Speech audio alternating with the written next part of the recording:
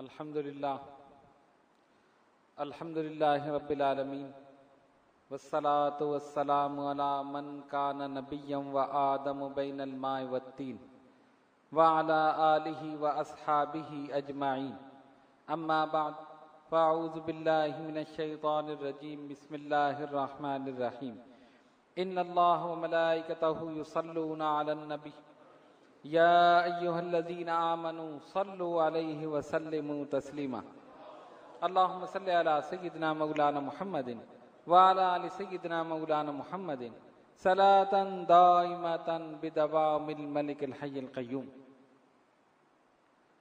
آج کی ہماری اس روحانی تربیتی نشست کا عنوان ہے حضرت امام اعظم ابو حنیفہ رضی اللہ تعالی عنہ۔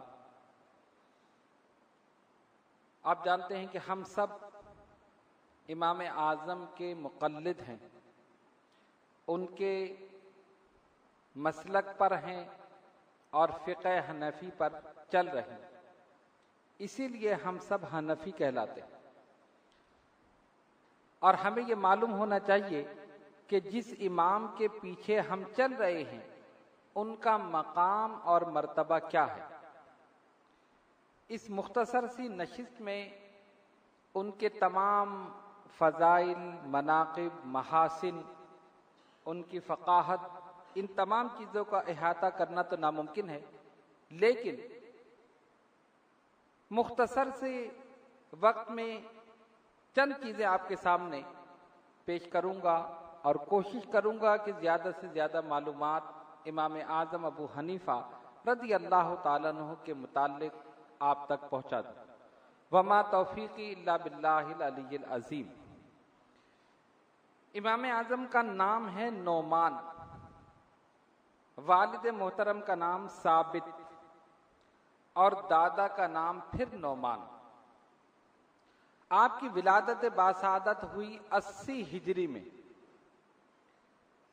علامہ ابن حجر اور خطیب بغدادی انہوں نے لکھا کہ نعمان اس خون کو کہتے ہیں جو جسم میں تمام چیزوں کا دار و مدار اس پر ہو، یعنی جسم کے اس پورے ڈھانچے کا نشو نما کا دار و مدار اس خون پر ہو، اسے نعمان کہتے ہیں۔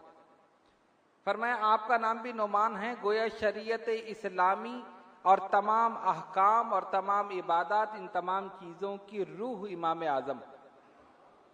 جس طرح آپ نے ان مسائل کو جمع کیا، ان کا استخراج کیا، استنباط کیا، تو آپ کو اس کی روح کہا جائے تو بیجا نہ ہوگا۔ دوسرا معنی انہوں نے بیان کیا نعمان کا خوشبودار سرخ گھاس۔ دوسرا معنی جس طرح وہ خوشبودار سرخ گھاس ہوتی ہے، اس کی مہک، اس کی خوشبو دماغ کو معطر کرتی ہے، تو فرماتے ہیں اسی طرح امام اعظم ابو حنیفہ رضی اللہ تعالیٰ عنہ کے کمالات، ان کے مناقب اور ان کے استنباط کردہ مسائل، استخراج کردہ مسائل، ان تمام چیزوں سے انسان کا دماغ معطر ہو جاتا ہے اور اس پر عمل کرنے سے اسے اس دنیا میں بھی اور انشاءاللہ آخرت میں بھی فلاح اور کامیابی حاصل ہوگی۔ آپ کی کنیت ابو حنیفہ۔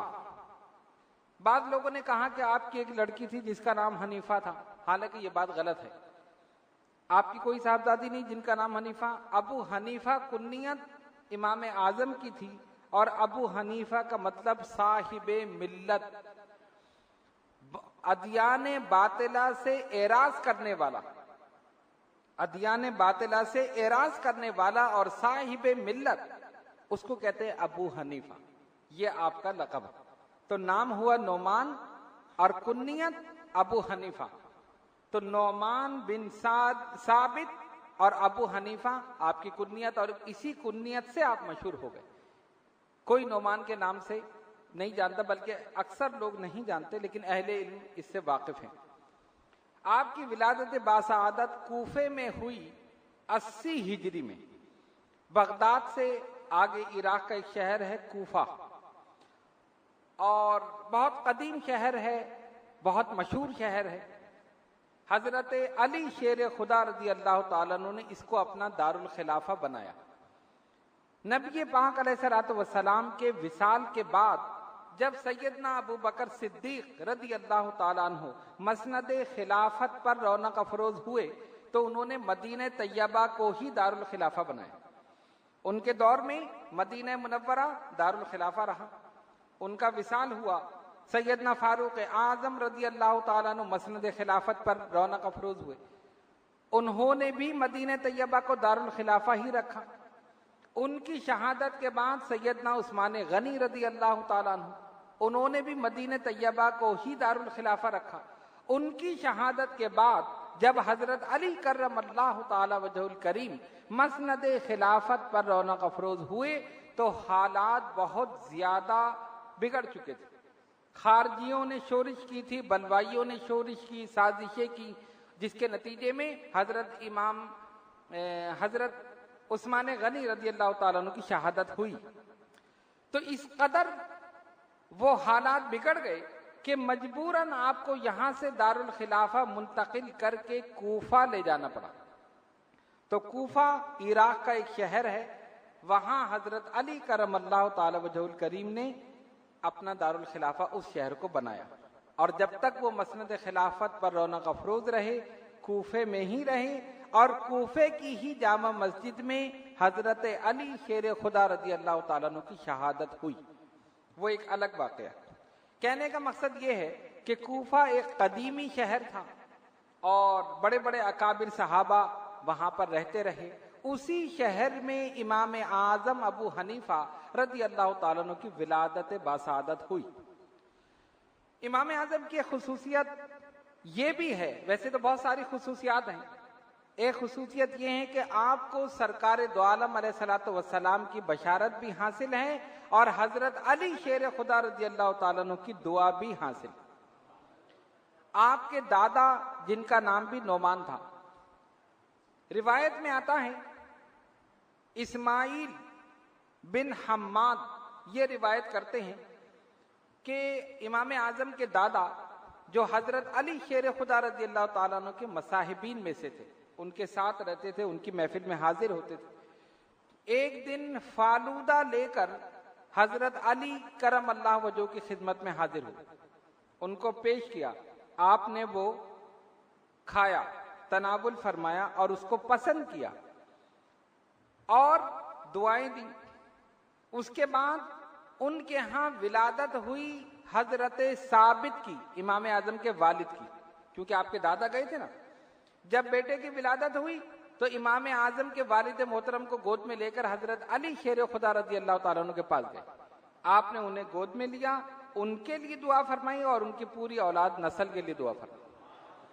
تو حضرت نعمان یہ کہتے تھے کہ حضرت علی شیر خدا رضی اللہ تعالیٰ عنہ کی دعا ہمیں حاصل ہے، انشاءاللہ یہ دنیا و آخرت میں ہمارے لیے کامیابی کا باعث ہے۔ تو ظاہر ہے وہ دعائیں چلتی رہیں اور وہ پہنچی امام اعظم ابو حنیفہ رضی اللہ تعالیٰ عنہ، بلکہ آگے بھی وہ دعائیں آگے پہنچی ہوں گی۔ دوسری بشارت جو نبی پاک علیہ الصلوۃ والسلام کی بشارت ہے،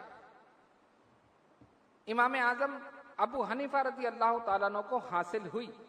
حضرت ابو ہریرہ رضی اللہ تعالیٰ عنہ حدیث کے راوی ہیں، فرماتے ہیں کہ ہم سرکار دو عالم علیہ الصلوۃ والسلام کی بارگاہ میں حاضر تھے، اسی مجلس میں سورہ جمعہ نازل ہوئی اور اس کی آیت وَآخَرِينَ مِنْهُمْ لَمَّا يَلْحَقُ بِهِمْ اس کی تلاوت ہوئی تو حاضرین میں سے کسی نے پوچھا نبی پاک علیہ الصلوۃ والسلام سے، یا رسول اللہ صلی اللہ علیہ وسلم، اس میں جو اس آیت میں جو کہا گیا ہے کہ جو ابھی تک ہم سے نہیں ملے، اس سے کیا مراد؟ جب یہ سوال کیا سرکار نے خاموشی اختیار کی، دوبارہ سوال کیا پھر خاموشی اختیار کی، تیسری مرتبہ سوال کیا پھر خاموشی اختیار کی۔ تو کہتے ہیں جب تیسری مرتبہ سوال کرنے والے نے سوال کیا کہ اس آیت میں جو یہ ہے کہ جو ہم سے اب تک نہیں ملے، ان سے کیا مراد ہے؟ تو نبی پاک علیہ الصلوۃ والسلام نے حضرت سلمان فارسی رضی اللہ تعالیٰ عنہ جو وہاں موجود تھے، ان کے کندھے پر اپنا دست مبارک رکھا اور سرکار نے فرمایا اگر ایمان سریا کے پاس بھی ہوگا تو اس کی قوم کے لوگ ضرور اسے تلاش کر لیں. اس کی قوم کے لوگ کس کی؟ حضرت سلمان فارسی رضی اللہ تعالیٰ عنہ. علامہ ابن حجر مکی نے حافظ سیوطی اور بعض شاگردوں کے حوالے سے یہ لکھا ہے کہ ہمارے استاد یعنی امام سیوطی یقین کے ساتھ کہتے تھے کہ اس حدیث کے اولین مصداق امام اعظم ابو حنیفہ رضی اللہ تعالیٰ عنہ. سرکار دو عالم علیہ الصلوۃ والسلام کی بشارت وہاں تک پہنچی. تو یہ دو بشارتیں امام اعظم ابو حنیفہ رضی اللہ تعالیٰ عنہ کو حاصل ہوئی. تیسری آپ کی خصوصیت یہ تھی کہ امام اعظم تابعی ہیں. ایک ہوتا ہے نا صحابی، پھر تابعی، پھر تبع تابعی. جس نے ایمان کی حالت میں رسول اللہ صلی اللہ علیہ وسلم کو دیکھا اور ایمان پر خاتمہ ہوا وہ کون ہے؟ صحابی. اور جس نے صحابی کو دیکھا وہ تابعی. جس نے صحابی کے دیکھنے والے کو دیکھا وہ تبع تابعی. اس طرح یہ سلسلہ چل رہا. سرکار نے فرمایا نا خیر القرون قرنی، تمام زمانوں میں بہترین زمانہ میرا زمانہ. پھر فرمایا ثم الذین یلونہم ثم الذین یلونہم، پھر جو ان سے ملے اور جو ان سے ملے. سب سے بہتر زمانہ نبی پاک علیہ الصلوۃ والسلام، پھر ان کے بعد والا، پھر ان کے بعد والا، پھر ان کے بعد والا. تو جو جتنا قریب ہے وہ اتنا بہتر ہے. جو سرکار کے زمانے میں وہ تو سب سے بہتر، اور ان کے بعد صحابہ، ان کے بعد تابعی، ان کے بعد تبع تابعی، پھر بزرگان دین، پھر اولیاء کاملین، پھر ائمہ مجتہدین. اس طرح سلسلہ چل رہا. تو امام اعظم کی خصوصیت ہے کہ آپ تابعی ہیں. تابعی کون ہوتا ہے؟ جو صحابی کو دیکھے، جو صحابی کی زیارت کرے. محدثین کا اس پر اتفاق ہے کہ امام اعظم ابو حنیفہ رضی اللہ تعالیٰ عنہ نے نبی پاک علیہ الصلوۃ والسلام کے صحابی حضرت انس بن مالک رضی اللہ تعالیٰ عنہ کی زیارت کی. ان کی محفل میں بیٹھے، ان سے روایت حدیث حاصل کی، حدیث کی روایت حاصل کی. اسی لیے آپ کے شاگرد امام اعظم ابو حنیفہ رضی اللہ تعالیٰ عنہ کے شاگرد امام ابو یوسف رحمت اللہ تعالی علیہ فرماتے ہیں کہ امام اعظم نے حدیث روایت کی ہیں اور وہ کہتے ہیں کہ میں نے سنا امام ابو حنیفہ سے، انہوں نے سنا حضرت انس سے، اور انہوں نے سنا رسول اللہ صلی اللہ علیہ وسلم. یعنی ایک ہی واسطہ بیچ میں ہے. امام اعظم کے اور سرکار کے درمیان ایک ہی واسطہ بیچ میں ہے. امام اعظم نے کس سے سنا؟ حضرت انس بن مالک رضی اللہ تعالیٰ، اور انہوں نے سنا نبی پاک علیہ الصلوۃ والسلام. تو امام ابو یوسف فرماتے ہیں کہ میں نے سنا اپنے استاد امام ابو حنیفہ سے، انہوں نے سنا حضرت انس بن مالک سے، اور انہوں نے سنا رسول اللہ صلی اللہ علیہ وسلم. تو محدثین کا اس بات پر اتفاق ہے کہ امام اعظم ابو حنیفہ رضی اللہ تعالیٰ عنہ تابعی ہیں. ایک تو آپ کی ملاقات ہوئی حضرت انس بن مالک رضی اللہ تعالیٰ. دوسرے صحابی حضرت عبداللہ ابن ابی اوفی، ان سے بھی آپ کی ملاقات ثابت ہے. اور بعض علماء نے، محدثین نے لکھا کہ دیگر صحابہ سے بھی آپ کی ملاقات. پس یہ بات متفقہ طور پر کہی گئی اور تسلیم کی گئی کہ امام اعظم تابعی ہیں. آپ نے صحابہ کی زیارت کی اور حضرت انس سے تو حدیثیں بھی روایت ہے. یہ بھی آپ کی خصوصیت ہے. آپ نے 4000 علماء اور مشائخ سے فیض حاصل کیا. 4000. عراق، شام، بغداد، نجف، کوفہ، مدینہ طیبہ، مکہ معظمہ، جتنے بھی جہاں بھی پتہ چلتا کہ یہاں کوئی صحابی یا کوئی تابعی موجود ہے، کوئی اہل علم میں سے موجود ہے، کوئی محدث فقیہ موجود ہے، امام اعظم وہاں پہنچ جاتے اور اس سے فیض حاصل کرتے.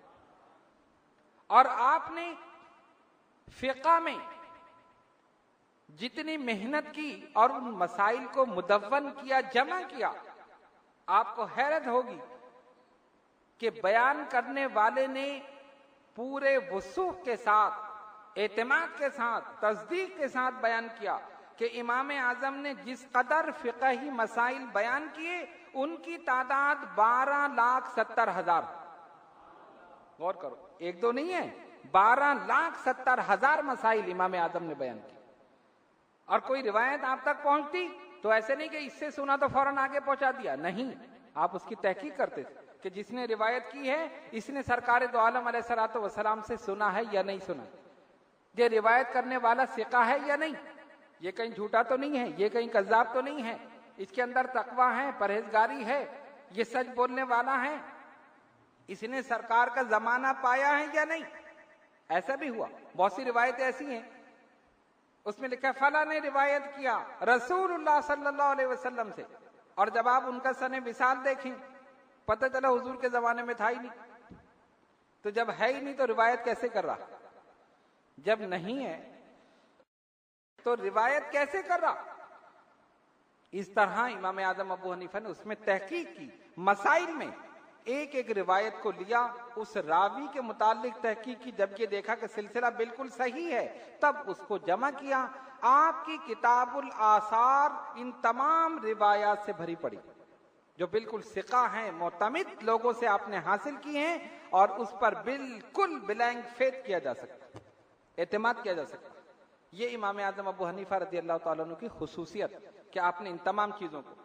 دوسری بات، بارگاہ مصطفیٰ صلی اللہ علیہ وسلم میں مقبولیت.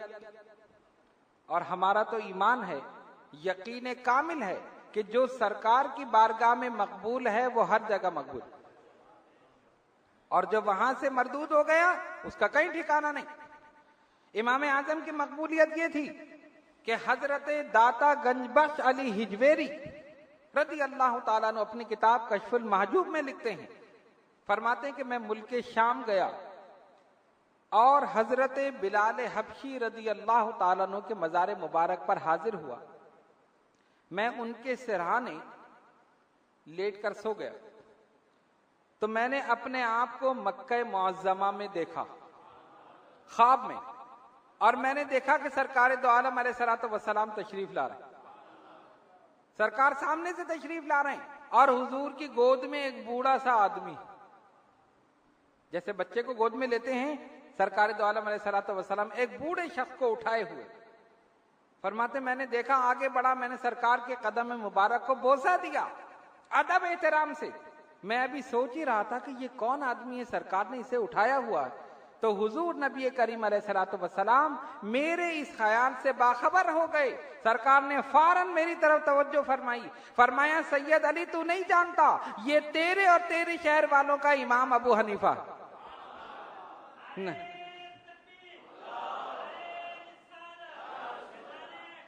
یہ تیرے شہر والوں کا امام ابو حنیفہ ہے. فرماتے میں سمجھ گیا کہ امام ابو حنیفہ خود نہیں چل رہے، سرکار انہیں چلا رہے.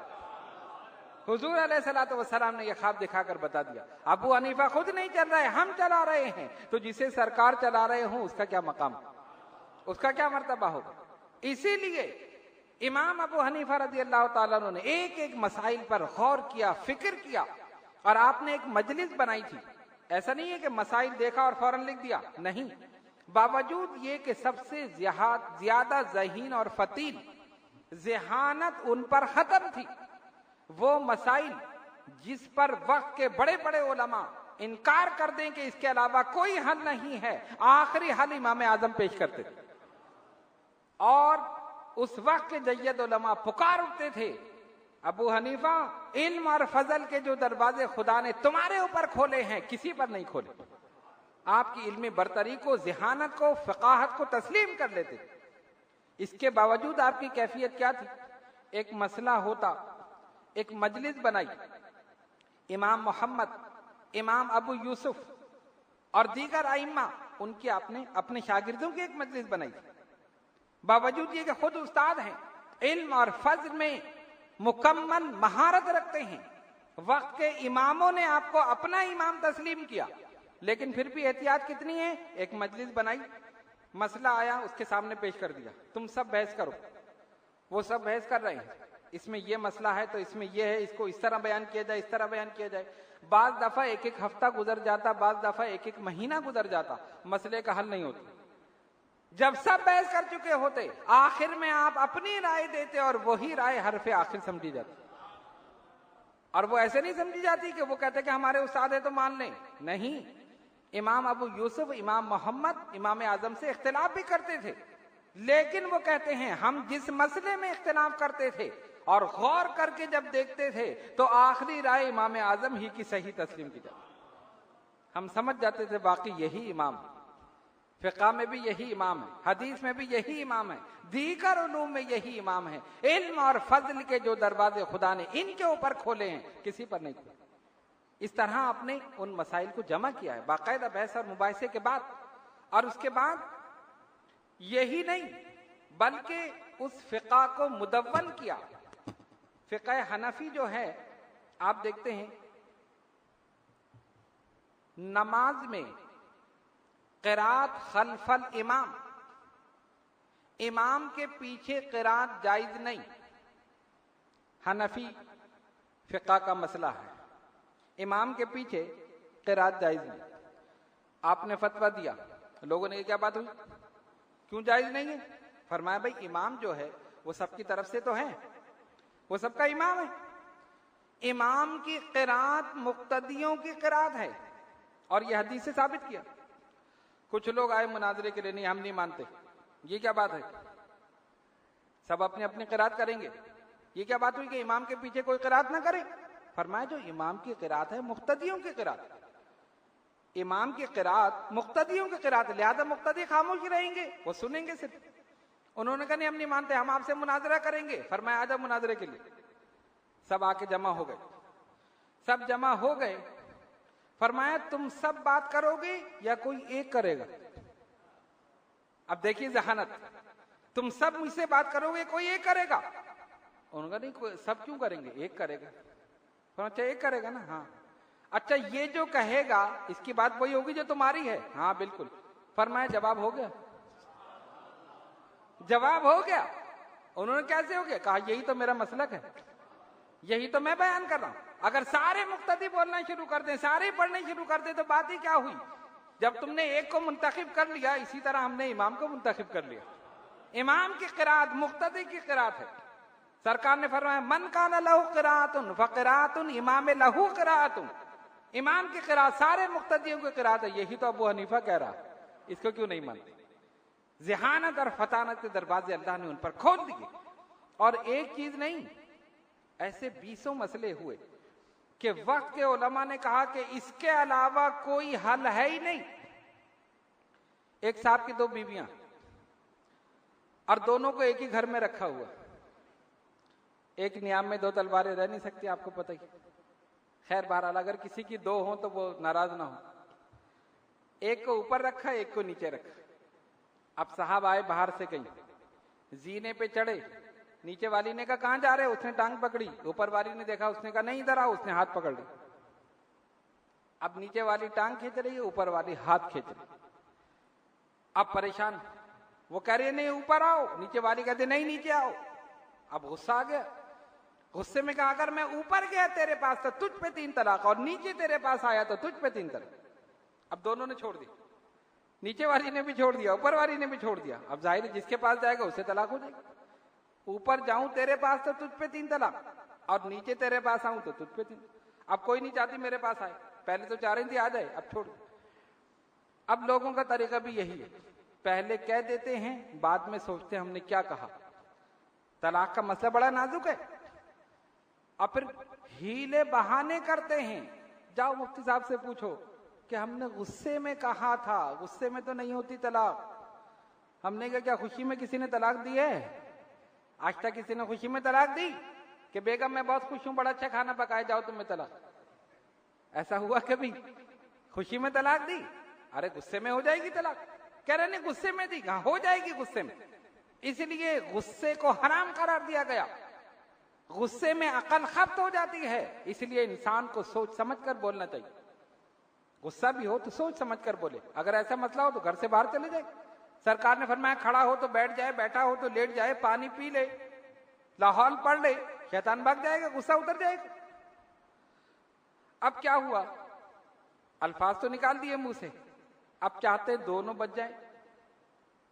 ایک کو بھی چھوڑنے کو دل نہیں چاہ رہا. جاؤ پوچھو علماء سے. گئے مسئلہ لے کر، انہوں نے کہا کیا اس نے کہا اوپر تیرے پاس جاؤں تو تجھ پہ 3 طلاق, نیچے تیرے پاس آؤں تو تجھ پہ. علماء نے لکھا ایک نہ ایک پہ طلاق ہوگی ضرور. یہ ہو ہی نہیں سکتا کہ دونوں بچ جائیں. یا تو یہ اوپر جائے گا یا نیچے آئے گا, کہیں تو جائے گا نا. ساری عمر زینے پہ تھوڑی بیٹھا رہے گا بیچارہ, کہیں نہ کہیں تو جائے گا. نیچے آئے گا تو نیچے والی گئی, اوپر گیا تو اوپر والی. سب نے لکھ دیا. اب انہوں نے کہا نہیں کوئی صورت نکل آئے. کہا نہیں کوئی صورت نہیں. جتنے بھی علماء تھے مفتیان کرام اپنی علمی عظمت کے باوجود کوئی فیصلہ نہ کر سکے. یہی فیصلہ کیا کہ ایک نہ ایک پہ طلاق ضرور ہوگی. آخر میں فتویٰ پہنچا امام اعظم ابو حنیفہ کے رضی اللہ تعالی. آپ نے فرمایا دونوں طلاق سے بچ جائیں گی, ایک پہ بھی نہیں ہوگی. انہوں نے کہا یہ کیسے, یہ کیا بات ہوئی, یہ کیسے ہو سکتا ہے؟ ہم نے تو بڑے غور خوض کر کے مسئلہ نکالا ہے. کہا نہیں یہی مسئلہ. نہیں غلط ہے یہ ابو حنیفہ غلط کہہ رہے ہیں. فرمایا الفاظ بتاؤ, الفاظ کیا ہیں اس کے؟ کہا حضور الفاظ یہ ہیں, جب اوپر والی نے کھینچا نا اور نیچے والی نے کھینچا تو اس نے اوپر دے کے اس سے کہا اگر اوپر تیرے پاس جاؤں تو تجھ پہ 3 طلاق, اور نیچے والے کی طرف دیکھ کر کہا نیچے تیرے پاس آؤں تو تجھ پہ 3 طلاق. فرمایا سیدھی سی بات ہے, اس نے کہا تھا نا اوپر تیرے پاس جاؤں, تو جو اوپر ہے اس کو نیچے لے آؤ, جو نیچے ہے اس کو اوپر لے جاؤ. دیکھو امام اعظم کی ذہانت, جو اوپر ہے اس کے نیچے لے آؤ اور جو نیچے ہے اس کو اوپر لے جاؤ. جب یہ اوپر جائے گا تو وہ اوپر نہیں ہوگی نیچے ہوگی, اور نیچے جائے گا تو یہ نیچے نہیں ہوگی اوپر ہوگی. نہ اس پہ طلاق ہوگی نہ اس پہ طلاق. یہ ہے امام اعظم ابو حنیفہ رضی اللہ تعالیٰ عنہ کی ذہانت. اللہ تبارک و تعالی ہر ایک کو یہ ذہن عطا نہیں فرماتا. ذالک فضل اللہ یؤتیہ من یشاء, وہ جسے چاہے جس پر چاہے اپنا فضل کر دے, اپنی رحمتیں نازل کر دے.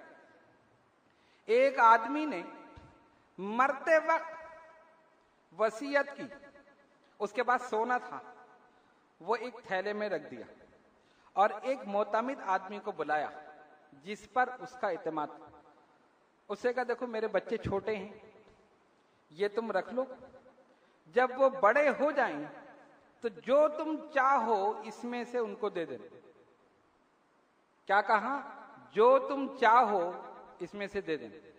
انہوں نے کہا ٹھیک, کھلی چھٹی مل گئی, جو چاہو. وقت گزرتا گیا, وہ صاحب انتقال ہو گیا. اب بچے بڑے ہوئے, ان کی نیت خراب ہو گئی. سونا تو ظاہر ہے سونا ہی, بڑوں کی نیت بدل جاتی. انہوں نے کیا کیا, سونا رکھا اپنے پاس اور خالی تھیلا لے کر آ گئے. پنچایت لگائی, سب کو بٹھایا, سارے بیٹھ گئے. کہا دیکھو بھائی یہ وصیت نامہ ہے اس آدمی کا جو مرا ہے, اور یہ اس کے بچے ہیں. اس میں کیا لکھا ہے؟ جو تم چاہو ان کو دے دو. تو میں تو یہ چاہتا ہوں, یہ تھیلا دے دیا اور سونا اپنے پاس رکھ. اب سارے چپ خاموش. بھائی یہی تو لکھا ہے نا, جو تم چاہو, تو میں نے یہ دے دیا, وصیت کے مطابق عمل کر رہا ہوں میں. تو لوگ بیچارے خاموش رہے. بھائی وصیت ہے, کچھ کہہ نہیں سکتے. اور جو بیچارے ورثاء تھے وہ خالی تھیلا لے کر چلے. امام اعظم ابو حنیفہ رضی اللہ تعالیٰ عنہ کو پتا چلا, فرمایا دوبارہ پنچایت لگاؤ, بٹھاؤ دوبارہ سب کو. سب کو بٹھا دیا, وصیت نامہ لے کر آؤ, بچوں کو بلاؤ, سب کو بلا لیا. کیا لکھا ہے؟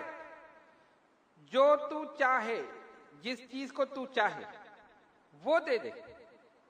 کہا الفاظ دیکھو کیا ہے, جس کو تو چاہے, جس چیز کو تو چاہے, تیرا دل چاہے. تو تیرا دل تو سونے کو چاہ رہا تھا نا, جو تو نے رکھ لیا وہ انہیں دے دے. یہی کہا ہے نا, جس کو تو چاہے, تو جو چاہ رہا تھا اپنے پاس رکھ لیا, وہی ان کو دے دے, وصیت پوری ہو جائے گی. وہ سونا ان کو مل گیا, وصیت پوری ہو گئی, حقدار کو حق مل گیا. یہ ہے امام اعظم کی شان. اسی لیے وقت کے جید علماء نے, محدثین نے برملا اعتراف کیا اور کہا ابو حنیفہ, علم اور فضل کے جو دروازے اللہ نے تمہارے اوپر کھولے ہیں, خدا کی قسم کسی کے اوپر نہیں کھولے. لیکن یہ مقام ایسے ہی نہیں ملا ہے. عالم اور فاضل ہونے کے باوجود, محدث ہونے کے باوجود, تابعی ہونے کے باوجود, علم اور فضل کی تمام رفعتیں اور بلندیاں حاصل کرنے کے باوجود کیفیت یہ تھی کہ 40 سال عشاء کے وضو سے فجر کی نماز پڑھی. روزانہ 2 رکعت کی نیت باندھتے تھے, ایک کلام پاک مکمل کرتے. ایک کلام پاک مکمل کرتے. पड़ोस में एक आदमी था, उसको गाने बजाने का शौक था। इधर आपने नियत बांधी, उसने गाना शुरू कर दिया, कभी कुछ बजा रहा है, कभी गा रहा है, शोर कर रहा है। और सबसे बड़ी बात कि शराब पीता था, और शराब पीकर तो अकल जाहिल हो जाती।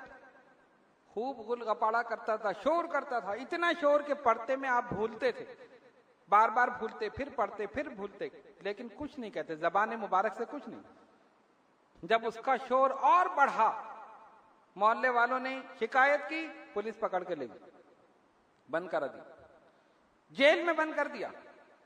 उस दिन आपने देखा शोर नहीं हुआ, बड़े सुकून से पढ़े। हम तो बड़े खुश होते, चलो गया, सुकून मिल गया। जब सुबह हुई, शोर की आवाज नहीं आई, सारी रात गुजर गई इत्मीनान से। लोगों से पूछा कि वो जो हमारा पड़ोसी था किधर गया? कहा इस तरह सारे तंग थे, आपको भी तंग करता था, आपने तो कुछ कहा नहीं, मोहल्ले वाले तंग थे, उन्होंने बंद करा दिया। कहां पर? कहा जेल में। खुद तशरीफ ले गए, जेल में तशरीफ ले गए। वहां का जो था बड़ा सरबरा, जो ऑफिसर था, उससे सिफारिश की, अपनी जमानत पर उसको छुड़ाकर वापस ले आया, मैं जमानत देता हूं।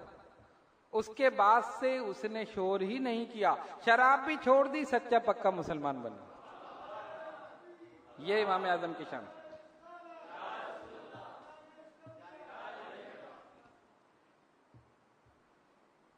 ये इमाम आजम की शान, अपने अखलाक से ही उसको ऐसा ज़ेर किया, ना कोई सजा दी, ना कोई तंबीह की, ना उसकी शिकायत की, बल्कि जो बंद था उसको खुद ले आए।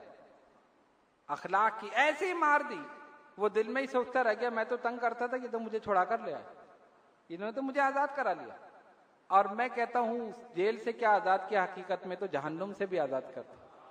नेक अमल करेगा तो जहन्नुम में नहीं जाएगा। ऐसी निगाह करम डाली इमाम आजम। आपने हजरत अब्दुल्ला इब्ने मसूद रदी अल्लाह ताला अन्हु, उनके शागिर्द हजरत हम्माद, उनसे इमाम आजम ने इल्म हासिल किया। मदीने तैयबा में इनका फतवा चलता था हजरत अब्दुल्ला इब्ने मसूद का रदी अल्लाह ताला। सहाबा में मुख्तलिफ उलूम फुनून रखने वाले सहाबा थे। अब देखें ना, आज हमारे दौर में जो फतवा देता है उसको हम क्या कहते हैं? मुफ्ती। मुफ्ती कहते हैं ना, तो फिर डर क्यों रहे हो? कह दो ना, यहां कोई मुफ्ती नहीं है जो फतवा दे देगा आपके खिलाफ। जो हदीस पढ़ाए मुहद्दिस, शेखुल हदीस, फिक़ह में महारत है तो फकी, ये मुख्तलिफ नाम है ना। मुफ्ती है, मुहद्दिस है, फकी है, खतीब है, दीगर चीजें। सहाबा में ये सब थे। इस्लाम की पहली दरसगाह, इस्लाम का पहला मदरसा, इस्लाम का पहला कॉलेज, इस्लाम की पहली यूनिवर्सिटी असहाब सुफ़ा का चबूतरा आज भी मदीने तैयबा में मौजूद है। हम जाते हैं, हम गुनाहगार, तो वहां जाकर 2 रकात नफिल पढ़ते हैं। उस चबूतरे पर वो सहाबा बैठते थे जिनका काम ही यही था, सरकार के चेहरे को देखना और उनकी अहादीस को सुनना। ना उनको लिबास की होश है, ना उनको खाने की होश है, ना उनको पीने की होश है, घर बार का कोई पता नहीं है। फकत दीदे सनम यादे सनम, महबूब को देखना, उनकी हदीसों को सुनना, उनसे दीन सीखना। बाद सहाबा इतने गरीब थे कि तन ढांपने के लिए कपड़े नहीं थे, एक ही चादर थी जिससे पूरा जिस्म ढांप कर फिर उस चबूतरे पे आके बैठ जाते। और उनको पता नहीं होता था कि अभी दोपहर को हमें खाना मिलेगा या नहीं, दोपहर का नहीं खाया तो रात को मिलेगा या नहीं। और मेरे आका सल्लल्लाहु अलैहि वसल्लम की शान ये थी कि जब भी कोई हदियतन तोहफतन खाना बेचता, सबसे पहले असहाबे सुफ़ा को दे देते, जाओ मेरे इन गुलामों को खिला दो, इन्होंने कुछ खाया नहीं है। उस कैफियत में उन्होंने इल्म हासिल किया है, सरकार की हदीसें हासिल की हैं। तो जिसने हदीस पर मेहनत की वो मुहद्दिस हो गया, जिसने फिक़ह पर मेहनत की वो मुफ्ती और फकीह हो गया। तो सहाबा में मुहद्दिसीन में हजरत अबू हुरैरा रज़ी अल्लाह ताला अन्हु, उनका नाम सर फेरिस्त। सबसे ज्यादा हदीसें हजरत अबू हुरैरा रज़ी अल्लाह ताला अन्हु से मरवी, उनका हाफजा बड़ा कवी था। और आप सुन चुके हैं کہ ایک دن بارگاہ رسالت میں حاضر ہوئے، یا رسول اللہ صلی اللہ علیہ وسلم میں سنتا ہوں بھول جاتا ہوں، آپ کی حدیثیں سنتا ہوں ذہن سے نکل جاتی۔ فرمایا ابو ہریرہ چادر پھیلاؤ، چادر پھیلا دی، ایسے اشارہ کیا، کوئی ڈال دیا، سینے سے لگا لو۔ انہوں نے چادر اٹھائی، سینے سے لگا لی۔ فرمایا اب جو بھی سنتا ہوں ہمیشہ یاد رہتا۔ کیا دیا؟ بھئی کہنا چاہیے تھا ابو ہریرہ بادام لے آؤ، کشمش لے آؤ، کوئی چیز لے آؤ ذہن تیز کرنے کی، نہیں، سرکار کی شان یہ ایسے اٹھایا ڈال دیا۔ کیا ڈالا؟ سرکار نے چادر میں کیا ڈالا؟ ابو ہریرہ نے کیا سینے سے لگایا؟ ارے یہ دینے والا جانے یا لینے والا جانے۔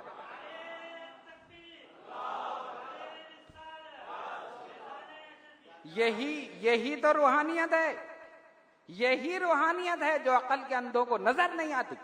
دینے والا جانے اور لینے والا جانے۔ ابو ہریرہ کہتے ہیں اس کے بعد سے میری کیفیت یہ ہو گئی، حافظہ اتنا قوی ہو گیا، جو بھی سنتا ہوں ہمیشہ مجھے یاد رہتا۔ اور سرکار نے اسی لیے عطا فرما دیا، زیادہ حدیثیں یاد ہوں گی زیادہ آگے تک پہنچیں گی۔ تو جتنے صحابہ نے روایت کی سب سے زیادہ حدیثیں حضرت ابو ہریرہ رضی اللہ تعالیٰ عنہ سے مروی، جو سنا یاد ہو گیا۔ لوگوں نے ان کا امتحان لیا، 1 سال کے بعد حدیثیں پوچھی، بے نے ہی وہی سنائی جو 1 سال پہلے سنائی، ایک لفظ کا بھی فرق ادھر ادھر نہیں، آگے پیچھے نہیں۔ تو حضرت ابو ہریرہ رضی اللہ تعالیٰ عنہ صحابہ میں ان کا مقام محدثین کا ہے، وہ محدث تھے۔ حضرت عبداللہ ابن مسعود فقیہ تھے، فقہ میں مدینہ طیبہ میں ان کا فتویٰ چلتا تھا، لیکن کسی کو مفتی نہیں کہا جا سکتا تھا۔ کسی نے نہیں کہا مفتی عبداللہ ابن مسعود یا محدث ابو ہریرہ رضی اللہ تعالیٰ، کسی نے نہیں کہا۔ کیوں؟ اس لیے کہ لفظ صحابی اتنا جامع تھا، لفظ صحابی اتنا جامع تھا جس نے سب کچھ اپنے اندر لے لیا، جس نے سب کچھ اپنے اندر لے لیا۔ اب اگر کہہ دیا کہ یہ شخص صحابی رسول ہے صلی اللہ علیہ وسلم، سننے والا سمجھ لے اگر یہ صحابی ہے یہ مفتی بھی ہوگا، محدث بھی ہوگا، فقیہ ہوگا، سب کچھ ہی ہوگا۔ اس لیے کہ اس بارگاہ سے فیض حاصل کرنے والا ہے جہاں علم کے دریا بہ رہے ہیں، جو بھی وہاں پر آیا سیراب ہو گیا، اور ایسا سیراب ہوا کہ دوبارہ اس کو کوئی جانے کی ضرورت ہی نہیں پڑی۔ میرے آقا صلی اللہ علیہ وسلم کی شان یہی تھی۔ تو حضرت عبداللہ ابن مسعود رضی اللہ تعالیٰ عنہ مدینے میں جن کا فتویٰ چلتا تھا، ان کے شاگرد حضرت حماد اور ان کے شاگرد حضرت امام ابو حنیفہ رضی اللہ تعالیٰ۔ یہاں پر 2 واسطے ہیں، ایک حماد اور ایک حضرت عبداللہ ابن مسعود، پھر سرکار کا نمبر ہے، اور وہاں ایک ہی واسطہ ہے، حضرت امام ابو حنیفہ نے سنا حضرت انس سے اور انہوں نے سنا نبی پاک علیہ الصلوۃ والسلام۔ اس طرح تبع تابعی ہیں، اس طرح تابعی ہیں، اس طرح 2 واسطے ہیں، اس طرح ایک ہی واسطہ۔ یہ امام اعظم ابو حنیفہ رضی اللہ تعالیٰ عنہ کی شان ہے۔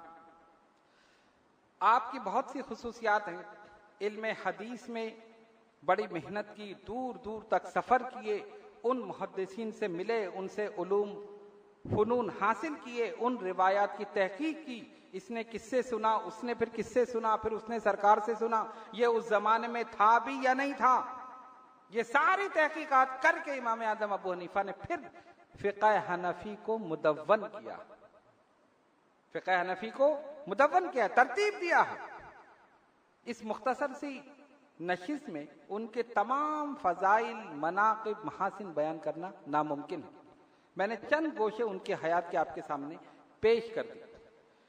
آپ کے شاگرد بیان کرتے ہیں کہ امام اعظم پہلے آدھی رات عبادت کرتے تھے، آدھی رات سوتے تھے، آدھی رات عبادت کرتے تھے۔ ایک دن ایک جگہ سے گزر رہے ہیں، کسی نے کہا جانتے ہو یہ کون صاحب ہیں؟ کہا نہیں۔ کہ یہ امام اعظم ابو حنیفہ ہیں، یہ پوری رات جا کر عبادت کرتے ہیں۔ فرماتے جب سے یہ سنا اسی دن سے پوری رات عبادت شروع کر، اور فرمایا ہمیں لوگوں کے گمان کے مطابق ہونا چاہیے۔ لوگ سمجھتے میں پوری رات کرتا ہوں اور میں تو آدھی رات کرتا ہوں، آج کے بعد سے پوری رات عبادت کروں۔ 25 حج آپ نے ادا کیے اور ہر 2 رکعت میں 1 کلام پاک مکمل کیا، اور بعض روایتوں میں کہ رمضان المبارک میں 61 قرآن پاک ختم فرماتے، قرآن سے اتنا شغف، اتنی محبت، اتنا لگاؤ تھا امام اعظم ابو حنیفہ رضی اللہ تعالیٰ. عبادت، ریاضت، تقوی، پرہیزگاری، علم، فضل، سب کچھ اللہ نے ان کو عطا فرما دیا. اسی لیے ان کو اتنا بلند مقام ملا. کپڑے کی تجارت کرتے تھے، کسی سے کوئی ہدیہ وصول نہیں کرتے تھے، خود اپنے پاس سے عطا فرماتے تھے. اور خاص طور پر علماء کو اگر یہ پتا چل گیا کہ اس دور میں کوئی عالم ہے اور وہ قرضدار ہے، خاموشی کے ساتھ جا کر اس کی مدد کر دیا کرتے، اس کا قرض اتار دیا کرتے. اللہ کی ذات پر بھروسہ کرتے تھے، صاف ستھرا لباس پہنتے تھے، خوشبو بہت زیادہ لگاتے تھے، جہاں سے گزر جاتے تھے راستے معطر ہو جاتے تھے، لوگ سمجھ جاتے تھے ابو حنیفہ یہاں سے گزرے ہو. آپ کی تمام عادات، خصائل، فضائل، مناقب، یہ جتنی بھی چیزیں ہیں ایسی ہیں کہ اس انسان سنے تو اس کا ایمان تازہ ہو جائے. وصال کا وقت آیا. وصال سے قبل عباسی خلیفہ ابو جعفر منصور، اس نے آپ کو محکمہ قضاء پیش کیا، قاضی القضاء بنانا چاہا، جس کو آج کے دور میں چیف جسٹس کہتے ہیں. آپ علم و فضل میں سب سے زیادہ ہیں، جتنے بھی ہیں سب آپ کی علمی برتری کو تسلیم کرتے ہیں، لہذا میں پیشکش کرتا ہوں کہ آپ یہاں بغداد میں چیف جسٹس بن جائیں. فرمایا نہیں، انکار کر دیا. کیوں؟ اس کی سب سے زیادہ پوچھ گچھ ہے. اللہ کی بارگاہ میں قاضی سے پوچھا جائے گا عدل کیا تھا یا نہیں کیا تھا. میں اس سے ڈرتا ہوں، اس مواخذے سے ڈرتا ہوں، آخرت کے مواخذے سے. آپ نے رد کر دیا، نہیں میں یہ عہدہ قبول نہیں کرتا. حالانکہ وہ عہدہ قبول کرتے تو کتنی مراحت ملتی، مکان ہوتا، ٹھیک ٹھاک تنخواہ ہوتی، سب کچھ. فرمایا نہیں. جب آپ نے انکار کیا، قاضی نے بلکہ خلیفہ نے اس کو اپنی توہین سمجھا. میں نے ان کو پیشکش کی، انہوں نے انکار کر دیا. غصے میں آ گیا، بند کر دو ان کو، یا تو اتنی عزت کر رہا ہے کہ آپ کو چیف جسٹس بنا دوں گا، اور جب انکار کیا جاؤ قید خانے میں قید کر دو. چنانچہ آپ کو اسی وقت بغداد میں قید خانے میں قید کر دیا گیا. اور نہ صرف قید کیا گیا بلکہ روزانہ کہا کہ روزانہ ان کے کوڑے لگاؤ. بعض روایتوں میں یہ آئے کہ روزانہ 10 کوڑے آپ کو مارے جاتے تھے، اور بعض روایتوں میں اس سے زیادہ کبھی. کوڑے کھاتے رہے، تکالیف برداشت کرتے رہے، لیکن عزم اور استقلال کا پہاڑ بنے رہے. جو میں نے زبان سے کہہ دیا وہ کہہ دیا. دنیاوی تکلیف برداشت کر لوں گا، لیکن آخرت کے مواخذے سے مجھے ڈر لگ رہا. کوئی ایک فیصلہ غلط ہو گیا، خدا کو میں کیا جواب دوں. یہ ہے خشیت الہی. خشیت الہی دل میں جب راسخ ہو جائے تو انسان دنیاوی عیش و عشرت سب چھوڑ دیتا ہے. آج کے ہمارے ججوں کا کیا حال ہے؟ سفارش ہو جائے کہ ہم جج بن جائیں، وکیل ہیں تو سفارش ہو جائے کہ جج بن جائیں، اور جج ہیں تو چیف جسٹس بن جائیں. کیوں؟ کار ملے گی، تنخواہ ٹھیک ٹھاک ہوگی، بہترین مکان ہوگا، چیف جسٹس بنیں گے. یہ نہیں پتا دنیا میں سب کچھ ہے، آخرت میں کتنی پوچھ ہے، کتنی پکڑ ہے. پیسے لیے، اس سے پیسے لیے تو اس کے لیے فیصلہ کر دیا، اس سے لیے تو اس کے لیے فیصلہ کر دیا. یہ سب کیا ہے؟ خوف خدا نہ ہونے کی وجہ. اگر خشیت الہی دل میں راسخ ہو تو انسان دنیاوی مال، اسباب، دولت، عہدہ، منصب، آسائش، آرام، یہ سب چیزیں چھوڑ دے، صرف اس لیے کہ مجھے آخرت میں اللہ کو جواب دینا. یہاں سفارش کرا رہے ہیں ہمیں چیف جسٹس بنا دیا جائے، ہمیں جج بنا دیا جائے، پیسے لے کر غلط فیصلے کر رہے ہیں. خدا کے غضب سے ڈرتے نہیں ہیں کہ قیامت کے دن جب وہ انصاف کرے گا اور پوچھے گا میں نے تمہیں جب ایک منصب عطا کیا تھا انصاف کا تو تم نے کیوں انصاف نہیں کیا؟ اس پر کیا جواب دو؟ نہیں. امام اعظم کے دل میں خشیت الہی راسخ ہو چکی تھی. قرآن کہتا ہے وَأَمَّا مَنْ خَافَ مَقَامَ رَبِّهِ وَنَهَى النَّفْسَ عَنِ الْهَوَىٰ فَإِنَّ الْجَنَّةَ هِيَ الْمَأْوَىٰ. اور جو اللہ کے حضور کھڑا ہونے سے ڈرا اور اس نے اپنے نفس کو ان تمام چیزوں سے روک لیا، فَإِنَّ الْجَنَّةَ هِيَ الْمَأْوَىٰ، پس اس کا ٹھکانہ جنت ہی ہے، اس کو جنت عطا کی جائے گی. تو امام اعظم تو جنت کو دیکھ رہے تھے، وہ تو اپنا ٹھکانہ جنت میں دیکھ رہے تھے، وہ یہ دنیاوی آسائشوں کو کیا کرتے؟ اپنے موقع پر قائم رہے، روزانہ کوڑے برستے رہے، لیکن امام اعظم ابو حنیفہ اپنے موقع پر ڈٹے رہے اور اسی کیفیت میں، اسی تکلیف میں، سجدے کی حالت میں شعبان کے مہینے میں آپ نے شہادت نوش کر لی، آپ کی شہادت ہو گئی۔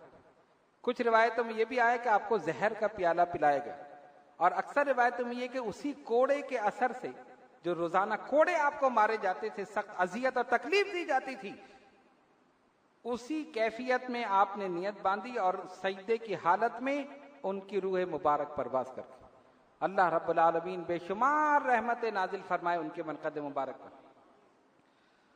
آپ کو بغداد میں دفن کیا گیا، 8 روز تک آپ کے مزار مبارک پر نماز جنازہ ہوتے رہے، ہزاروں کی تعداد میں لوگ آتے تھے، نماز پڑھتے تھے، چلے جاتے تھے، پھر آتے تھے، نماز پڑھتے تھے، چلے جاتے تھے، اور وہی خلیفہ جس نے قید کرایا تھا وہ بھی آیا اور اس نے قبر پر نماز پڑھی اور چلا گیا، ابو جعفر منصور عباسی خلیفہ۔ سب سے آخر میں آپ کے صاحبزادے حضرت حماد نے نماز جنازہ پڑھی۔ مزار مبارک بغداد میں ہے، اس فقیر کو 2 سال پہلے وہاں پر حاضری کا شرف حاصل ہے۔ اتنا سکون ہے، اتنا اطمینان ہے کہ لگتا ہے رحمتیں تو یہیں برس رہی، برکتیں تو یہیں لٹ رہی ہیں، کہ آپ جائیں واقعی قلب کو ایسا سکون ملتا ہے کہ یہیں پر ہی بیٹھ جاؤ۔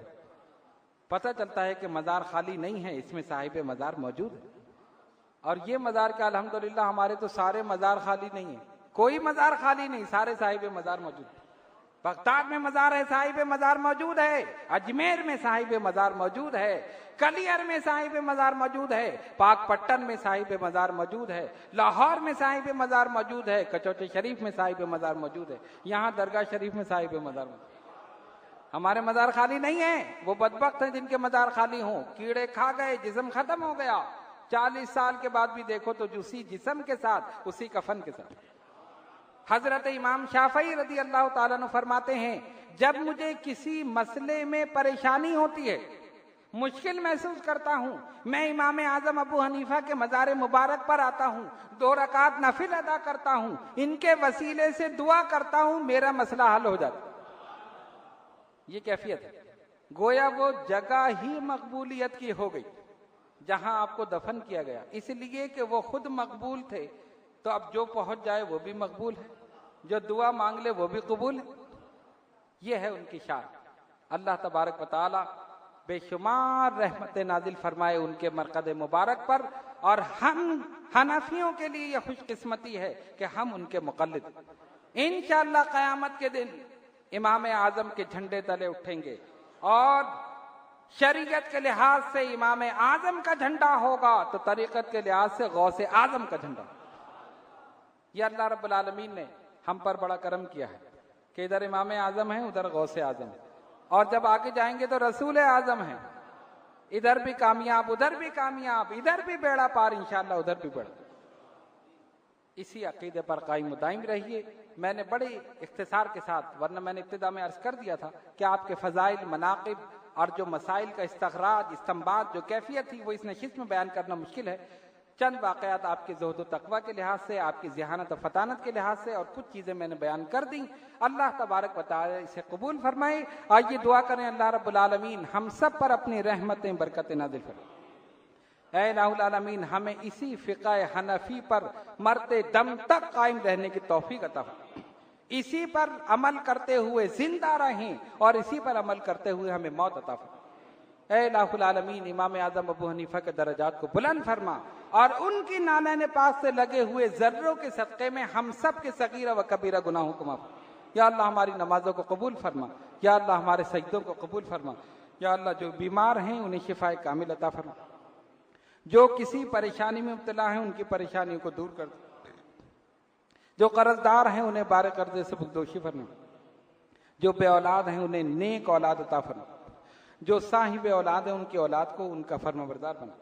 اے الہ العالمین یہ تمام حضرات اور خواتین جو دور دراز مقامات سے اس نشست میں شرکت کرنے کے لیے حاضر ہوئے، مولا ان سب کی حاضری کو قبول فرما، ان سب پر اپنی رحمتیں، برکتیں نازل فرما، ان کے علم میں، عمل میں، عمر میں برکت عطا فرما۔ ان کے روزگار میں ترقی عطا فرما، ان کی ظاہری باطنی روحانی جسمانی بیماریوں کو پریشانیوں کو ہمیشہ ہمیشہ کے لیے دور فرما۔ ان اللہ و ملائکتہ یصلون علی النبی یا ایھا الذین آمنوا صلوا علیہ وسلموا تسلیما۔ اللہم صلی علی سیدنا مولانا محمد وعلی آل سیدنا مولانا محمد صلاۃ دائمۃ بدوام الملک الحی القیوم۔ سبحان ربک رب العزۃ عما یصفون وسلام علی المرسلین والحمد للہ رب العالمین۔